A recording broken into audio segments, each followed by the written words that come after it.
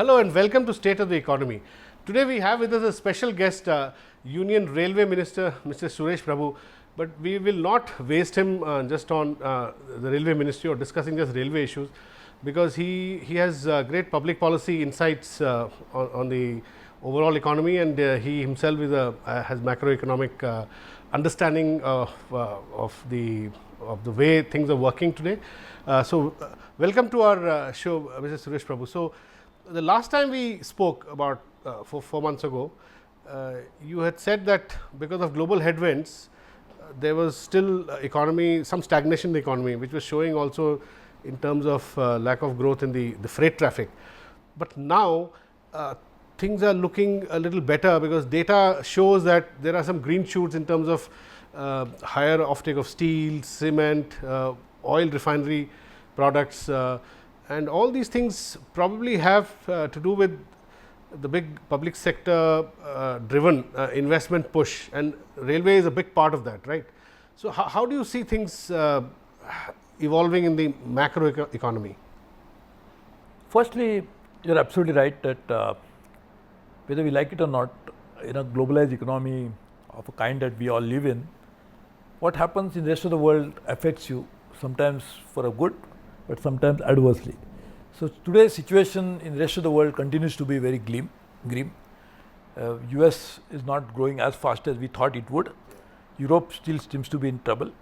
The Japanese economy is stagnating. It's a recession actually, Japan. And Chinese economy, the second largest, slowed down. Is still not gathered the steam that it needs to. Although they still contribute a lot to incremental global output. Absolutely. So, that continues to be the situation, but within the country, despite all this, I must give compliment to Prime Minister that we have been able to pull our economy out of a lot of problems. For example, the data that you mentioned, the last quarter, first quarter of this year, current calendar year, is something which is showing that we are touching almost 8%. And just imagine, this was the most adverse year of probably after many years, because monsoon was not there. Almost 1/3 of India was drought prone. Two back-to-back droughts. That's right. And resulting in almost 0% agriculture growth. Absolutely. 0.2%. No, absolutely right.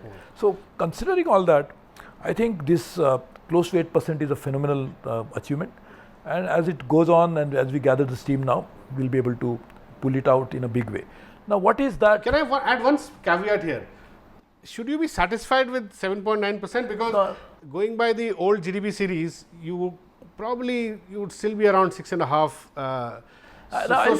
So one should be a bit careful, right? But at the same time, going by that new series, in fact, that has been now completely factored into. So, this is a real growth in terms of percentage wise. It is real growth. Yes. No doubt that it's moving up. But of course. But should you be satisfied with the absolute level? If you look at it, say, let us look at it a medium term prospect. Presuming that monsoon is going to be good, also realizing, not presuming but realizing the reality of the banking system getting better. Unclogged, yeah. Completely, all those stall projects are getting off the ground, etc. Number 3, private sector balance sheets which were completely stressed are coming out of that. So, all of that put together, and then of course, the one more point I must add. How much time will that take? Private sector balance sheets and bank balance sheets as a reflection becoming better? Because whether you accept or not, see, India's growth story has a significant contribution coming from the private sector. Yeah. Because the entrepreneurship of private sector, which actually uses the capital more efficiently and also tries to take risk that normally the public sector may not be able to take, and therefore they can do a better job. Unfortunately, some corporates are really stuck. Yeah. So, we should not generalize it by saying that private sector itself is the cause of the problem. The private sector also suffered when the global economy slowed down, when the previous regime did not do as much as was necessary to support them by public policy. So, I think they are also victims in a way. So, we need to understand that. But I am saying that if you look at the whole situation, the banking system getting better, the private sector balance sheet getting better, the monsoon becoming favorable, the investment that we are putting in from public sector, the railways, the roads, the other showing sectors, signs of green shoots. Yeah. That's right. So, if you, and I'll just tell you, the railways, if you invest 1 rupee, the spin-off benefit is to a factor of 6. So 1 rupee invested, 6 rupees benefit to the economy. So this year we invested 1 lakh, next 1 lakh crore. But addition to that, we gave contracts of 40,000 crores to General Electric and Alstom. We already worked on, though the work will start little later, but we already finalized the contract of 1 lakh crore with Japan. We are already in the process of finalizing dedicated freight corridor, which is 85,000 crore project, which was first time in this year. And you've given 24,000 crores worth of civil works have already been allocated. And that too, the cabinet approved first time last year 85,000 crores project. So all of these economic decisions have been taken, which will now multiply into quite a few of them in this year. So all of that will have a huge spin-off benefit on the economy. So I feel that this magic figure of crossing the psychological barrier of 8% will happen sooner. But I should not be surprised. I am just not trying to be over-optimistic, but at the time of realistic on the optimum side, by saying that even one should not be surprised if you look at the medium term, not the short term, that go 3 to 5 years. 3 to 5 years, touching 10% may not be difficult. Okay. And therefore, to make that happen, what is that our government is doing? The Make in India is a significant contributor, because even if you are relied only on the profile of the GDP as it is existing today, services have to grow. If services cannot grow and take us to 10% level, we must have a substantial contribution coming from manufacturing. And as you always know, that manufacturing will also pull up agriculture, because so many agriculture products will be in demand if there is value added product going in by manufacturing. Services also obviously will benefit. So that one. The secondly, digital India, which in itself is going to contribute significantly to improve governance, therefore decision making, therefore faster economic decisions, so that will contribute. And also avoid slippages. So GDP also suffers because the real value addition doesn't take place because of so many slippages and pilferages. So we'll be able to avoid that. Thirdly, the major program of ease of doing business in India. The new law that has been passed, like bankruptcy law. That has improved the ease of doing business by a few notches, bankruptcy law, right? And that will bring in more investment. See, if you improve the ease of doing business, that's what I was saying, the private sector needs public policy support. They need not be doing hand-holding, which was the wrong way to look at the private sector, which in fact they are suffering more because of the previous policies done in that particular manner. What you should try to do is improve macro climate for them, so that they will be able to take better risk. They know exactly what risk they are taking, what is the fundamentals of that risk. So if they know it better, they can handle the situation in a much better way. So we are trying to do that. So can I make a small point here? At the moment, as I see it, realistically on the ground, Make in India is not happening to the extent envisaged in the private sector, in the private industry, because industry itself is working at only 65% of capacity. So you have to have capacity utilization before fresh investments come. But Make in India is happening in infrastructure, because we were deficient in infrastructure, there was deficit. So in roads, a lot of investment. In your railways, as you said, 24,000 crore civil works already given in dedicated freight corridor. And your capital expenditure in railways, nearly 1 lakh crore a year. It used to be 48,000 average before 2014 a year. More than double. More than double. So this is, in my view, this is definitely Make in India. I'll put that into perspective. See, you are right, absolutely right. But I'll tell you the ramifications of that. I'm speaking in terms of on-ground investments. I know, but let's look at the ramification. Now, when you get into making 40,000 crores of orders by GE and Alstom, how are they going to execute those orders? So the crowding in effect from the private sector. Okay. Plus, they will have an ecosystem they will have to develop to make components, to make this. Not necessarily big ticket investment, but all of this will contribute, and in a better way, because they will create jobs. It's happening, you're right. The steel, for instance, steel capacity utilization going up because of railways, possibly one of the reasons, right? We are also ordering quite a bit of it. In fact, I'll tell you, in the next 3 years, what we'll be ordering in steel, cement and stuff like that will be in few lakh crores. This is what we are doing estimates, so we are trying to find out how we can rationalize the cost and try to bring it. Now, therefore, I am just giving an example about what you said is rightly so, is that the pull effect is coming from infrastructure investment, so not manufacturing, but I will tell you how it will add to manufacturing. So one is, I told you 40,000 crores, all will be manufactured in India. This HSR, high speed railways, 1 lakh crore, 85% will be made in India. So how are they going to make? Those factories, the new factories which have opened, right? Factories are open, but they'll place orders on private sector. Private sector, yeah. So we are given orders of wagons. Unprecedented number of wagons will be manufactured in India. All of this will be run by private sector. Like, give us an idea how much wagons. I think I'm not knowing the exact number. That's why it is the next 3-4 years. But it is probably one of the largest orders given this year and will be increasing. So what I'm saying is, all of this, who is going to make it? So infrastructure is a buyer, but the manufacturing has to happen in the private sector. So this will happen. Then again, I'll tell you something very interesting. Dedicated freight corridor. We are thinking of placing an order with the Japanese on doing something in West Bengal. Manufacturing. Now train sets manufacturing will happen in India. We actually had issued tender. We had to cancel it because of there were not enough buyers and there were not enough. We want to do everything transparently. So we didn't want to flout any rules. So we cancelled it. Happen in next 6 months. Manufacture in India. So all of that, and not only that, see, try to understand. Nowadays, shop floor manufacturing, if it is X, 10 times of X gets sourced from outside of the shop floor.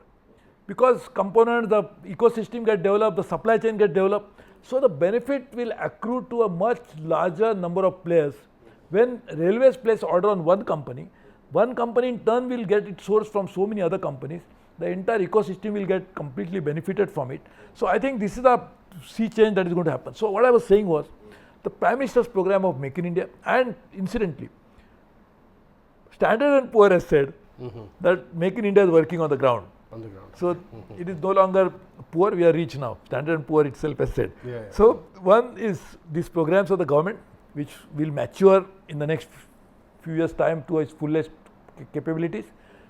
Monsoon favoring us, unclogging of balance sheets of private sector as well as the bank system, so that they will also be able to invest more. Capacity utilization, you correctly pointed out, will hopefully happen because now the orders will be placed from different segments. So then in the next 2 years, they will start making investments into additional capacity. So they'll probably reach 90-95% and start making more investments. So I think in next 2-3 years, you'll see a positive. The worst of is over already, which we inherited, but now I think we'll move into the positive side. Now on the coming back to railways, is railway also will railways be the biggest provider of employment? Because today the debate is, as you yourself have said, I've heard you say in many forums, GDP growth for its own sake is no good unless it's accompanied by employment, right? So we can't afford jobless growth at this stage when 10 million people are entering the labor force every year. So I read some data in your railway budget statement where some 9 crore man days of new employment will be provided going forward. Now, where is this employment coming? Yeah, now it's a good question. Let me tell you, the profile of employment generally is changing. It is no longer that the people who are on your payroll are your employees alone, but how you actually create downstream, upstream employment as a result of your economic decision making. So one is, we decided to buy a lot of stuff from Khadi. So they are getting jobs, so they are getting employment. These are all documented numbers. Number two, for the railways. For the railways, we have bought one of the top buyers now. Will be railways. Like what items? Like Khadi. All items. You know, actually we underestimate our own organization. Khadi Village Industries Commission, which is not a manufacturer itself. We source it from all the household manufacturers. They are actually creating absolutely quality product. This is also Khadi product, incidentally. Then Air India is now going to buy from them because it's absolutely top class quality. I'm sure if the rest of the world knows about it, they will discard everything else and start buying Khadi product. So we must thank Mahatma Gandhi ji for initiating this great movement.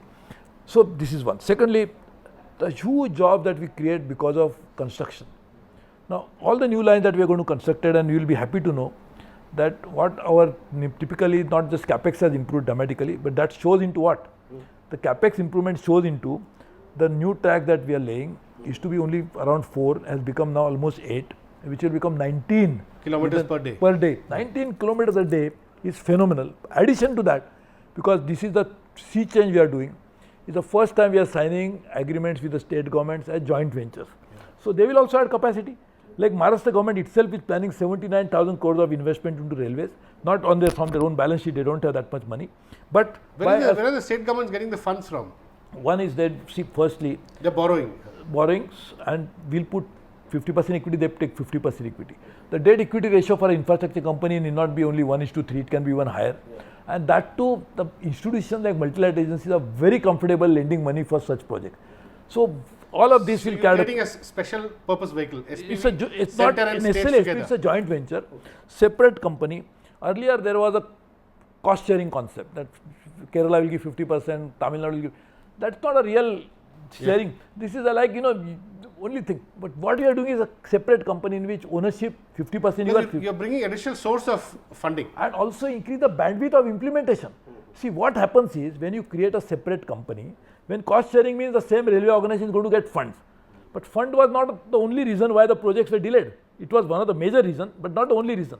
But now we address the fund issue. So fund is no longer a problem. So what is the issue? First, land is an issue. So many of the railway lines we are going to build later, all, not many, will be in the states.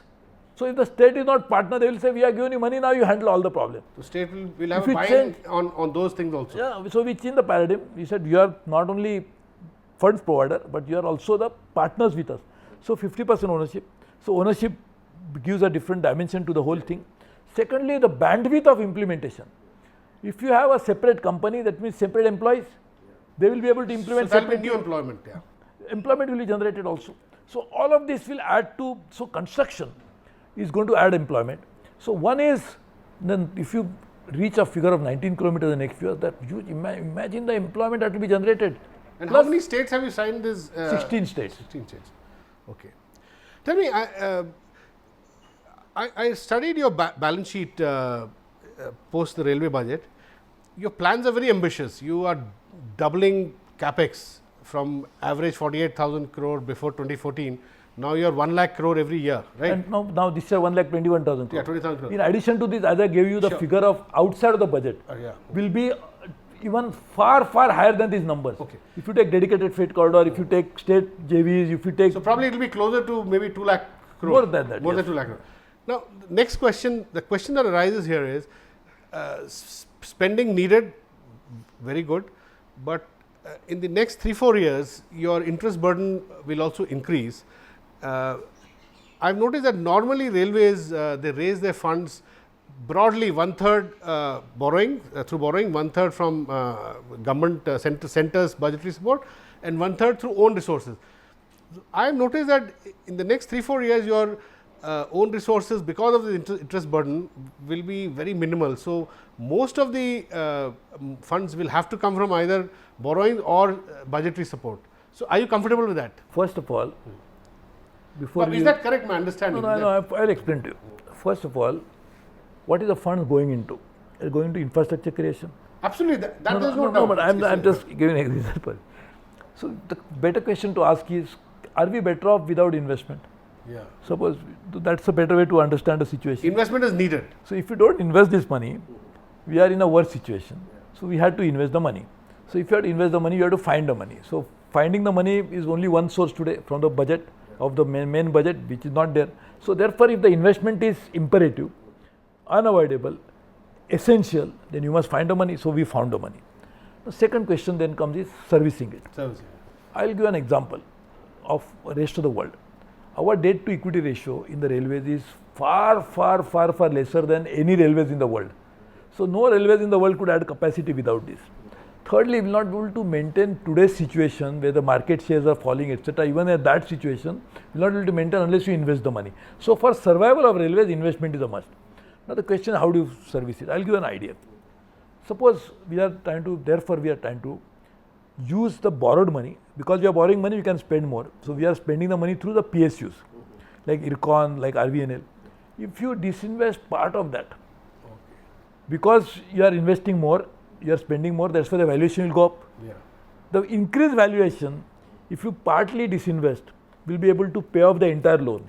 Okay. So in fact, you need not even worry to, I'm just giving an idea which not many people will. But this is something you can even repay the loan. Selling your assets to create new assets. And also that will service the loan in a much better way. That's what, yeah. Okay. So rather than worrying about revenue stream, which will anyway increase, and I'll come to the revenue stream, but I'm just giving one possibility. Now, by doing this, what are you investing into? You are initially doubling, you are initially tripling, you are initially electrification. So cost goes down. Number two, the revenue streams will increase because you will bring in more passengers, you will give more freight. So that itself will be able to service the incremental loan. But if you have not done that, to maintain present traffic would not be there. So we are going to deeper and deeper the deep hole, not investing money. So investment was a imperative, necessity, and not necessarily a choice. So we are doing that. But we are right, it has to be prudentially managed. That's what we are doing. We have got SBI CAP to look at into it. You had big loan from LIC also? LIC is something at 30 years repayment. So it's comfortable terms. In any case, infrastructure it should be long duration loan, because it is not possible that you can. Are you getting some funding from China, Japan? You said we are thinking of doing another stream, that is a World Bank sponsored fund, in which we will put our equity, then they will put their own, the World Bank. We will get it some co-investors from private sector and others, and we will get the pension funds from China, from Japan, from Korea, from Australia, from Canada. They will also be trying to put in the money, because they will have comfort, because World Bank is managing it. We will not just invest into Indian Railways, but into railway sector as a whole. So the sector will benefit, railways will benefit. Okay. Including the dedicated freight corridor, all such things. And we are trying to think about 3 new freight corridor, which are announced in the budget. So it can also need to be funded. So this freight corridor will essentially decongest your present capacity, which is, I am told it's running at 140%. Sometimes 150% plus. Yeah, both freight and passenger traffic on the same track. So you move freight to a dedicated, then this opens up. I'll give you an example. If you have a very high-ended like Autobahn in Germany, and then on the Autobahn you have bullock cart, you have cycles, you have rickshaws. How can the Autobahn work capacity? Have separate lanes for separate kinds of traffic. Now you've spoken at length about the back-end plans that you have, infrastructure addition, track addition, etc. Now let's come to the front end, customers, the ordinary passengers. Now, how is your communication with the ordinary passengers now? I believe you're using social media to get to them, and they are, I'm told that they are in a big way, they are through Twitter, they are registering their whatever grievances, complaints, happiness. How is that experience? See, this is what we need to understand, that our customers are our real asset, because if they don't use railways, what is the revenue stream for the railways? And we are stuck with huge cost, which is pre-committed. So we have a problem. So therefore, customers, we have to improve the service, but also make sure that their complaints are addressed. So we started this mechanism. Now even most of the world people are wondering that even multinationals cannot do it, how the railways can do it. 18 million a day, right, customers? No, 270 million a day. Sorry, 27 million a day. 27 million a day. Okay. 27 million a day. So we have about almost 7 billion a year. So that's the number. So that is something which even multinationals are wondering how we are able to do it. So I was just now talking to some foreign journalist, and he was asking me, I said, it's an IPR issue. So I will not like to share it. I am just saying how we do it is now everybody is curious about it, but we are doing it very effectively with a very small team, but we are doing it. Point is, if you don't service your customer, that is not something, it's a value addition, it's a basic necessity. If you consider passenger as a customer, then the service principle follows. You must do it. So we are doing that, and not just Twitter actually, that's something, a misconception which has to happen on a real-time basis, that's why people notice it more, and effectively also. But we do emails, phone calls, letters, any communication that comes to us, we try to record it, it is attended to. Not necessarily people sometimes feel my tweet was not replied to. What was the tweet? That just put about 1,000 kilometers line. So that's a 10,000 crores commercial decision. I cannot tweet it and tell him I can do it. So such decisions cannot be taken. Or he says, why don't you stop a train at particular station, and I not replied to it. How can I decide about stoppage of train? I know about it because many of your regional managers, they told me that they are feeling harassed by customers, tweeting complaints to them. So we try to address the complaint which needs immediate attention. For example, on Twitter, like for example, somebody is saying that somebody is harassing me, we do that. But certain structural issues, certain issues related to policy issues cannot be taken on Twitter like this. So these are the process in the government or any organization. Even if you go to a most sophisticated private sector organization, they cannot take such large-scale policy decisions on a Twitter. Thank you very much for talking to us, Mr. Suresh Prabhu, and hoping that railways indeed give a huge boost to the economy in the years to come. Thanks a lot. I also thank you for giving this opportunity. That's all we have in this edition of State of the Economy. We'll be back with you next week. Thanks for watching.